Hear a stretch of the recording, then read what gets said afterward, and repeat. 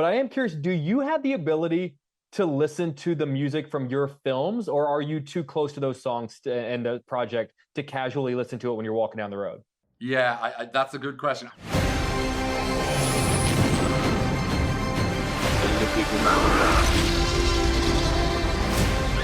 Where we're going, we don't need roads.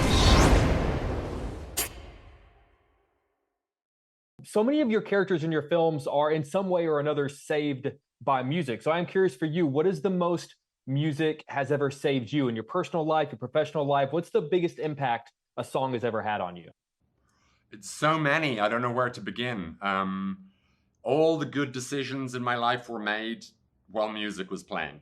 It was like if I was on the fence about doing something, about, um, asking the girl out for a drink, or, when we were kids, or deciding to leave school, deciding to stand up to somebody, deciding to, uh, music has been the thing that pushed you just that little bit that you needed to go, okay, I'm doing it, or I'm not doing it, and saving you in that way. But it seemed to me music was always motivating me and speaking to me in a way that I felt was like kind of like a weird psychic connection between, so Stevie Wonder is telling me to leave school. I would love to buy the soundtrack to your life. I feel like that would be the greatest album of all time, whatever the soundtrack to your life is. Speaking of soundtracks, I cannot begin to tell you how often I listen to the soundtracks of your movies. I'm pretty sure I listened to Sing Street every day for a year after that movie came out. But I am curious, do you have the ability to listen to the music from your films, or are you too close to those songs and the project to casually listen to it when you're walking down the road?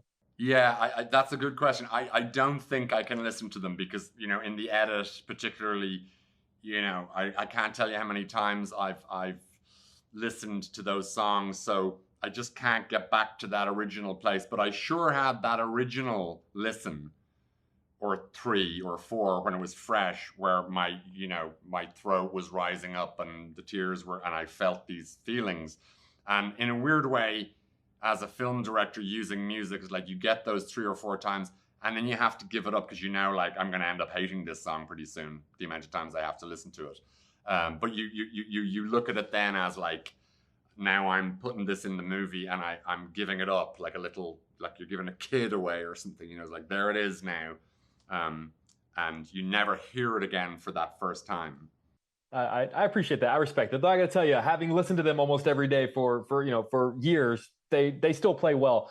There's a thing that happens whenever I watch your film specifically, a really magical thing that happens. I sit there wondering what's going to happen to these characters next. What is going to happen to these people that I have fallen in love with? I am sort of curious, since you created them, do you know what happens to your characters after we fade to black and the credits roll? That's a fun question. I mean, I feel like the beauty of a film, as opposed to TV or anything like that, is having to end. In a weird way, it's like that's the one big shock of a movie, isn't it? It's that, like, oh my God, there's nothing more. There's no next week. This is not a serial. I don't get to find out. So in a way, and this film really showed me that, like, no film ever really finishes its story. It chooses a point to put the curtain up. I'm not saying at the end of Floor that everything is good now for the rest of time. Maybe they'll row in the morning or argue or be back to bitching to each other. But it's better than it was. End it there.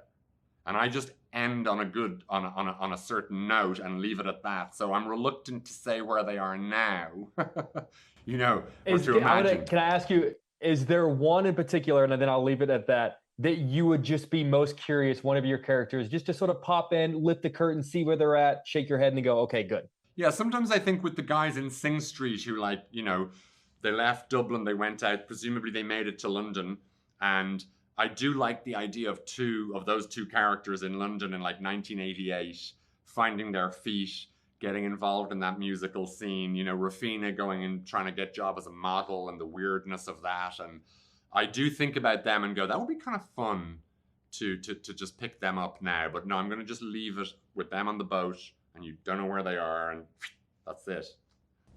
Well, it's all up here. It's all in my imagination. Okay, I'm imagining it. Hey, man, seriously, I am a massive fan if you can't tell. Seriously, congratulations on this and on your entire career. I've always wanted to speak with you, so I really do appreciate your time, sir. Oh, great. My pleasure. Thank you, man. I appreciate it. Thanks, man. Take care. Bye, guys. Bye.